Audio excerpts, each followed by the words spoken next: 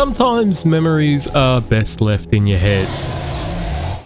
Go back to 2009. I'm finally old enough to buy 15 plus games without my conservative parents' permission. I walk into the store and see a game I've never heard of. The box art shows a red blood dragon, and that's all the information I need. I take it home, and suddenly a lifelong obsession with rich RPG narratives is born. And while I have played some spectacular RPGs since that excelled in storytelling, gameplay, and graphical fidelity, every one of them has been measured against that white and red box I pulled off the shelf 16 years ago. So approaching the 50th platinum on this channel, I knew exactly which game I had to revisit. Stealing a friend's PS3 and tracking down an ancient Blu-ray disc, I settled in to replay the most formative game I've ever experienced. It was rough. The graphics were bad, even for 2009, the gameplay is clunky and slow, the colour palette is 50 shades of brown, the frame rate rarely hit double digits in combat, and the controls, but it's a mess. But underneath all that grime, the things I loved are still there. The companions, the world building, the choices, the writing, the score, all of that stuff still holds up. And even knowing where my beloved franchise has ended up, I can't help but love this broken little slice of a game. Because this wasn't just any RPG. This was the RPG. The one that gave me a lifelong love of the genre. And it was actually the first game I ever platinumed back in 2011 on my original PlayStation account. So grab a bevy, strap in, and let's relive the highs and lows of Dragon Age Origins.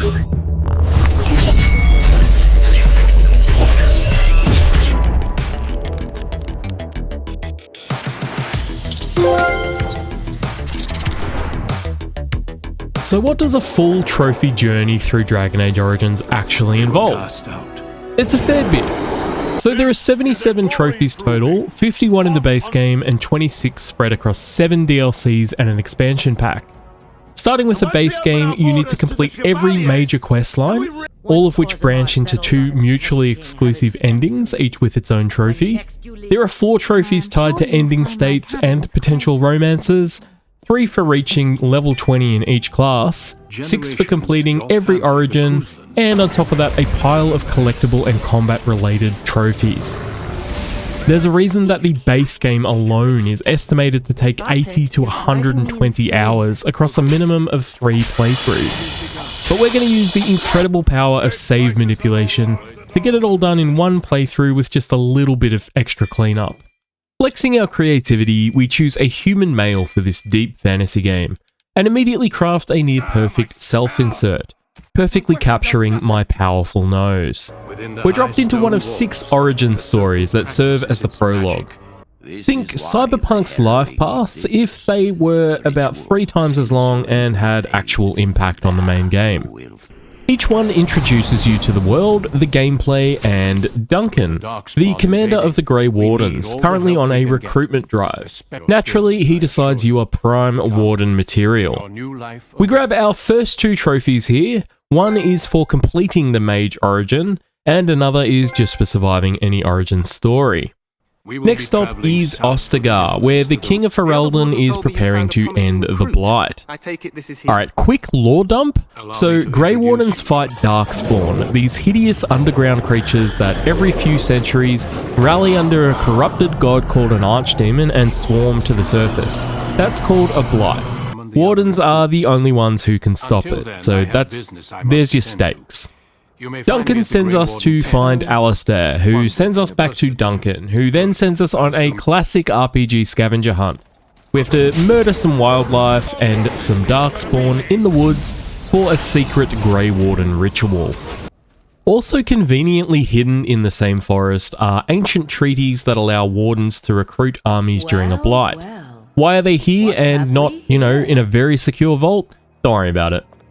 We get to meet Morrigan, who is the woman responsible for my lifelong addiction to beautiful and incredibly mean women. It turns out that Morrigan's mother, Flemeth, has already grabbed the treaties and kept them safe out of sheer benevolence.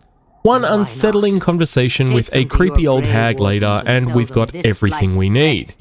Back at camp, we go through the joining, a Warden ritual with a less than 100% survival rate. However, as the protagonist, we emerge relatively unscathed. Hey, you're finally awake. We then meet the king and his general Loghain, who unveil their brilliant plan. Attack the Darkspawn outside a perfectly good fortress with a tiny force, and wait for Loghain to bring the rest of the army in after a beacon is lit. It's just genius. Well done. Our job is to climb a tower mid-battle to light that beacon, which of course means nothing is going to go wrong. Now, while this clip here shows me killing a Darkspawn, I want to talk about PlayStation 3 trophies really quick. For whatever reason, they unlock about 3 business days after you've fulfilled the requirements for them. Like, that Darkspawn gave us a trophy which we just get then. This is just kind of how PS3 trophies work, unfortunately, so for the video, you're mainly going to be seeing fulfilling the requirement and then the trophy popping in the next clip. Anyway, we climb the tower, fight our first boss, and light the beacon, only to watch Loghain retreat, abandoning the king and every other warden to die.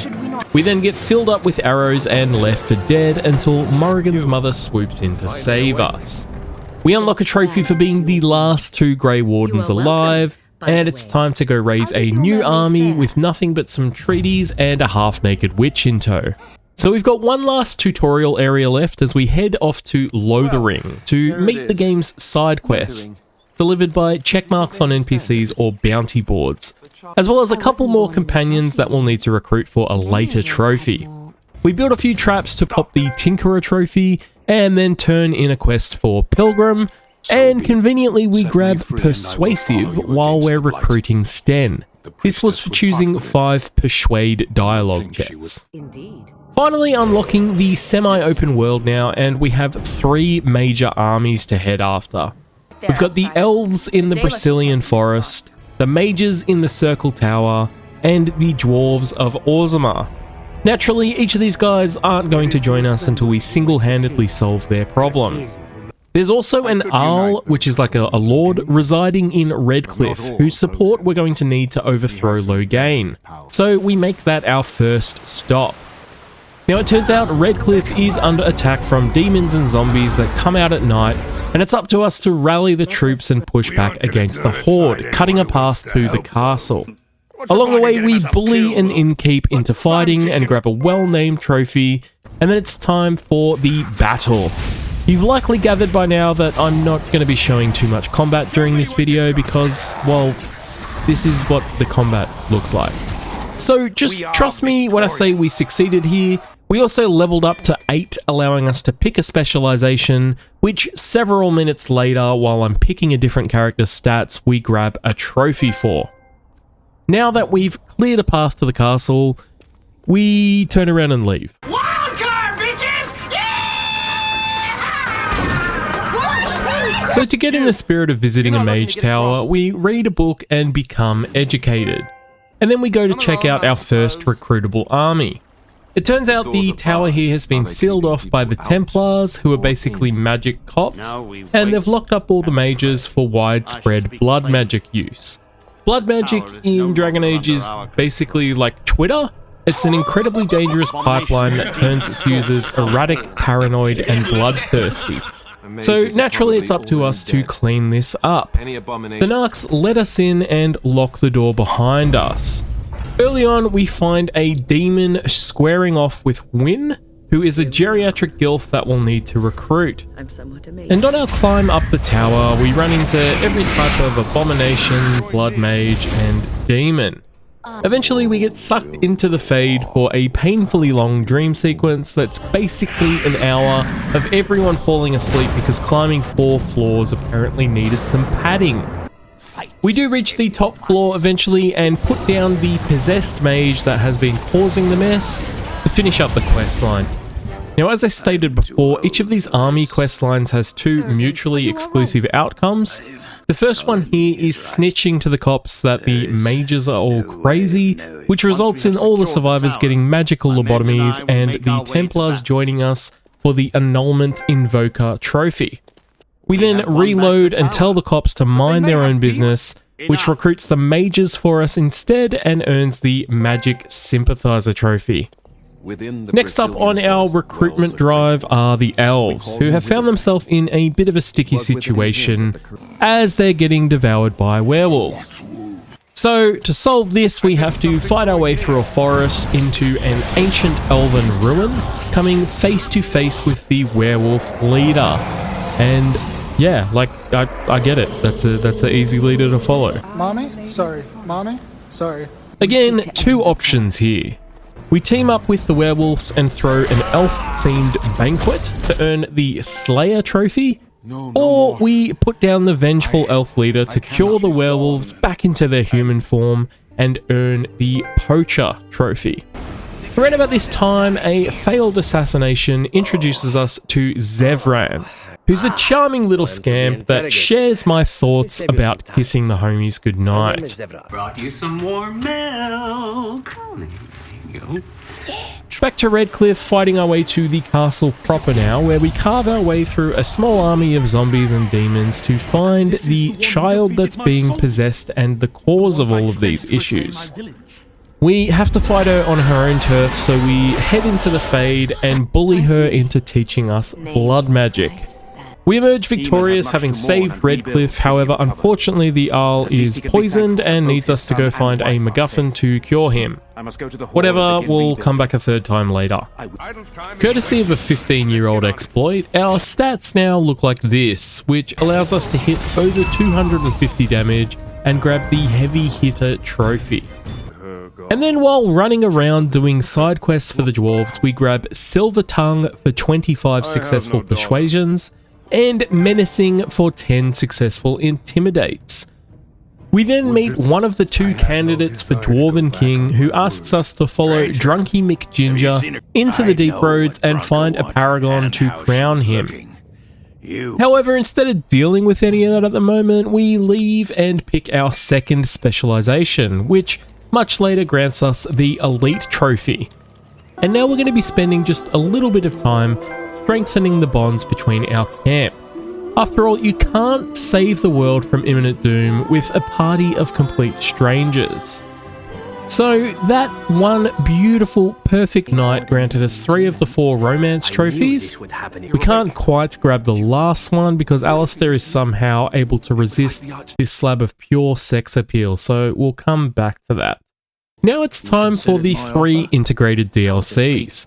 Warden's Keep has us reclaiming an ancient Grey Warden stronghold infested with demons and the rotting corpse of the previous commander, one that we promptly put down. We find a delicious bottle of corrupted Darkspawn blood here and immediately chug that down for the Diabolus trophy, and then we run into Andrew Taint, who helps us purge the fortress and nets us the Master of the Peak trophy.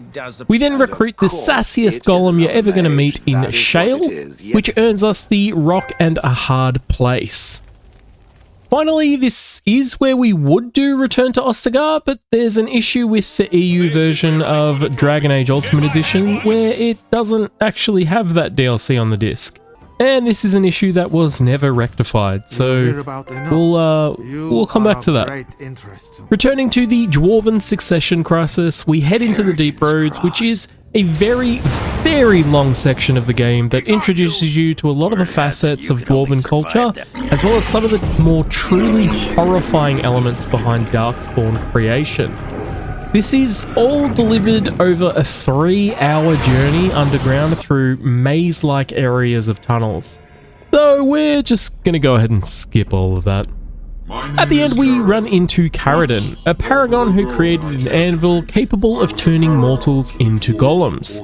Brunka, another paragon, wants to use this power. Ferelden wants to destroy it. That gives us our next 2 mutually exclusive trophies. First off, we side with Brunka and kill Ferelden, which grants us Pragmatist, and then we reload and kill Brunka instead. Ferelden awards us with a crown to give to our chosen successor, and then treats himself to a soothing lava bath. This grants us the Liberator trophy. Back to Orzammar and its opposing outcomes to Electric Boogaloo, as we have a trophy tied to each different king. By now, you get how this goes, so we're just gonna smush them together for our next 2 story trophies, and once that's done, we will just grab another quick one for completing Shale's personal quest. Next, we take down a dragon cult that is holed up in a mountain housing the ashes of a long-dead prophet. Ashes that we need to cure our Sleeps-a-Lot. For cult reasons, they want us to pour dragon blood into the ashes, so we do just that and earn the sacrilegious trophy. Then we rewind the clock to do some light religious genocide, including killing the cult's god figure for a combat-related trophy. And then we have a playthrough where we don't corrupt the ashes, which earns us Ceremonialist. Returning to Redcliffe finally, we wake up our sleepy owl and get the Hero of Redcliffe trophy. We also nab the Standard Bearer trophy for recruiting all 3 armies. Then it's off to Denerim for some light political subterfuge. King Kaelin's widow, Honora, has asked us to rescue her from her father Loghain's clutches, which means infiltrating Tim Curry's estate. Yes, you heard me correctly. This throwaway character here is voiced by the incomparable Tim Curry. Make her spit on you. I deserved more. Couldn't agree more, Tim. Along the way, we meet a foreign Grey Warden who's shown up to help out, and we hit level 20, grabbing the Archmage trophy. With the Queen rescued, we can finally kick off the Landsmeet, which is a political showdown with Loghain. The victor here gains control of Ferelden's armies. He loses quite spectacularly, and rather than concede peacefully, he throws a hissy fit and demands a duel with our mega-juiced Magic Man. This leads into what is not exactly a fair fight. In the spirit of keeping your enemies close, however, we induct the guy into the Grey Wardens and he joins our funky bunch.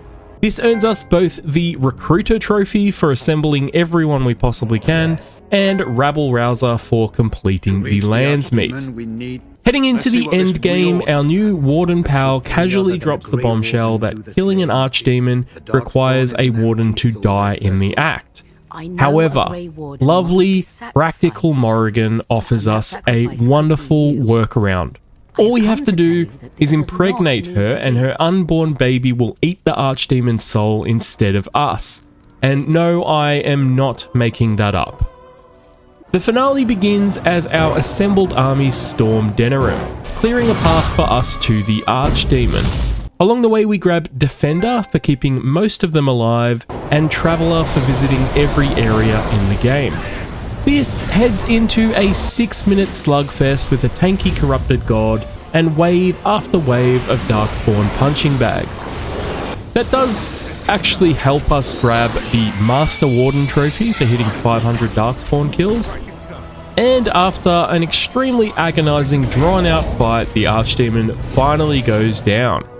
Good thing we don't need to fight it another 3 times for all of the different endings.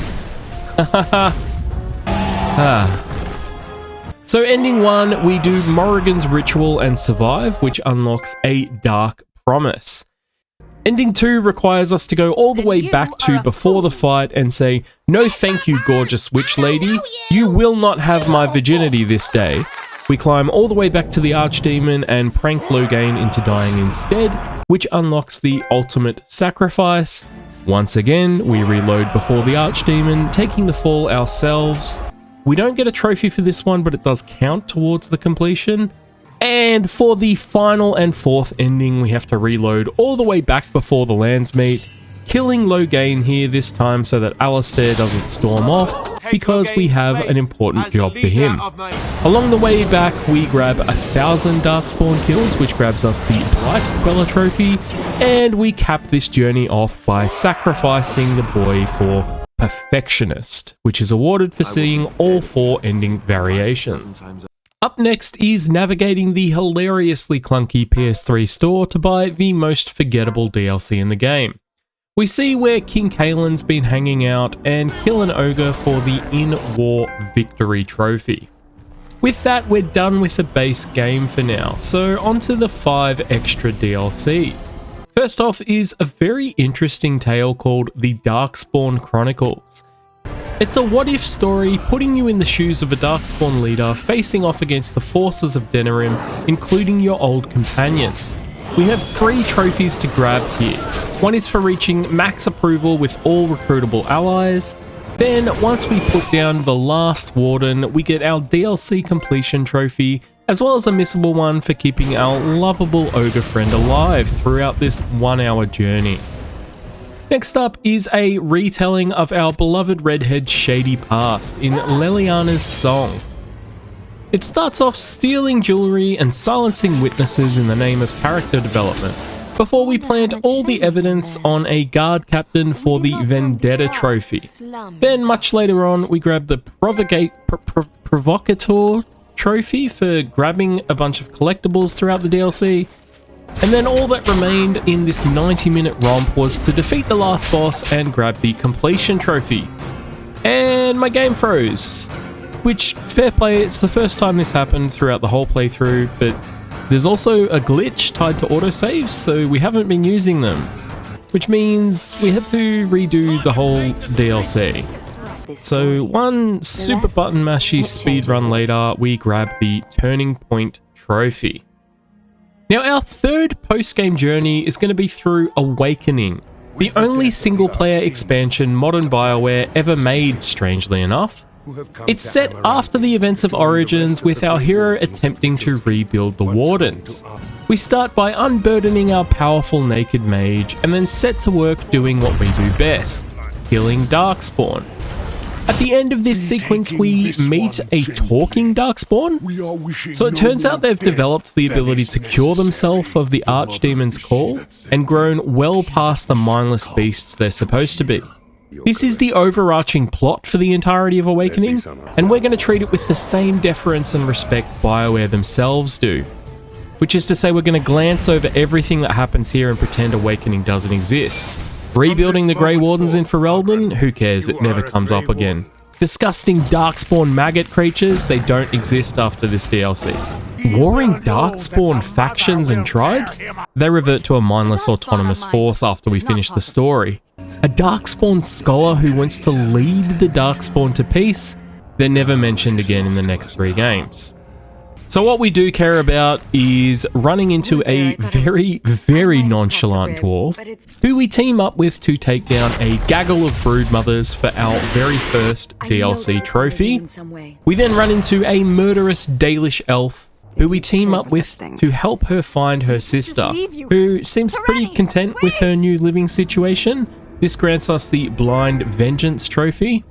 And thirdly, we meet a spirit of justice that is possessing the corpse of a warden, who we assist with taking down a pride demon for the Pride Before the Fall trophy.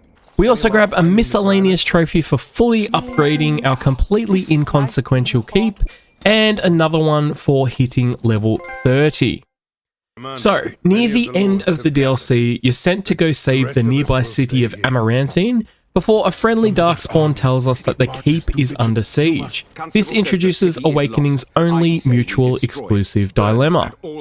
So first up, we let the city burn and repel a few waves of Darkspawn at the keep for the Keeper of the Vigil trophy. Then it's rewind time, in which we save the city, which involves fighting a bunch of waves of Darkspawn again in a different location, which grants us the Amaranthine's Last Hope trophy. Our last objective here is heading deep underground to meet easily the most hideous creature Bioware has ever created for the final Awakening trophy. And I truly hope that you enjoyed that thorough deep dive into the DLC Bioware erased from their own lore as much as I did. In the final stretch, with 2 DLCs remaining, we journey to Amgarak, an ancient magic puzzle place with, like, golems or something. I don't know, this is another DLC pack that's pretty meaningless and lackluster, honestly, so let's go ahead and grab the collectible trophy before heading off to our first difficulty-related challenge. The last fight in the DLC is against the appropriately named Nightmare, holding for us a trophy for his defeat and a trophy for his defeat on hard mode. This usually creates a very tough battle. However, because I really don't like the combat in this game, we snapped the stats page in half, which creates a fight that ends without much fanfare. This earns us the Grim Reaper and Reaper trophies respectively. Now before we jump into the last DLC, we do a little bit more exploitation. Back in the base game, you may recall we got a trophy for hitting level 20 as a mage. To grab the warrior and rogue versions of that trophy, all we need to do is start the Golems DLC as each of those classes, enter the level up screen, and then we are granted trophies that normally require replaying the entire base game. Finally, onto the last and absolutely best DLC is Witch Hunt, in which we have to track down Morrigan in the aftermath of her demonic archdemon baby ritual. Comprising our team of Mr. Handsome, never to be mentioned again elf, and henceforth erased mage, we travel to a lost dwarven city battling through ancient elven skeletons, and then off to a human ruin to do a ritual with an elvish mirror that is going to become very, very important in about 3 games' time. We take on an Eldritch Elven Slenderman for the Varteral's Fall trophy, and finally meet up with Morrigan, who cryptically alludes to future events the writers hadn't actually decided on yet, and grab the Witch Hunter trophy. Now it's finally time for us to revisit the base game. As you may recall, we have one last romance remaining, so while we try to speedrun getting to the point of the game where Alistair's going to put out, we'll chuck that down in the corner of the screen. Let's grab the last trophies related to the remaining 5 origins. Now all we have to do is go through these different backgrounds as we're introduced to a new character and setting, and get to the point where everything falls apart and Duncan comes in to swoop us under his Grey Warden wing. Now, I know that this sort of mechanic isn't really viable. AAA studios are incredibly risk-averse, and they won't go for something that everyone isn't going to see. But this was such an incredibly ambitious undertaking, and each of these origins had such an interesting impact on the base game. Like for instance, this one here as the Dwarven Noble, you actually can become the King of Orzammar. You don't have to choose between the 2 Muppets we did back in the base game. And that's just one example. Every single one of these origins has a different impact on the story and a way that you interact with the characters. Anyway, no point focusing on something that we'll probably unlikely to see again.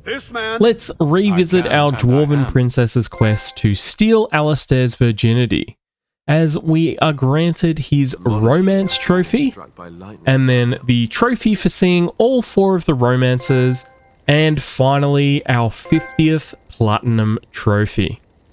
I really enjoyed revisiting this game. As I said at the top, it's possibly the most influential game for me that I've played, building the foundation of my absolute favourite genre. But yeah, it's rough. Not only is the PS3 absolutely showing her age nowadays, but this game itself just looked and played a lot prettier in my head. But I guess that's sometimes the best place for memories to be. As always, thank you so much for watching all the way to the end. If you had a good time, please consider leaving a like or a comment, as it really helps me out. And I'd like to shout out the channel members for your wonderful support. For now, I hope everyone has a great week, and I'll see you in the next one. Ciao.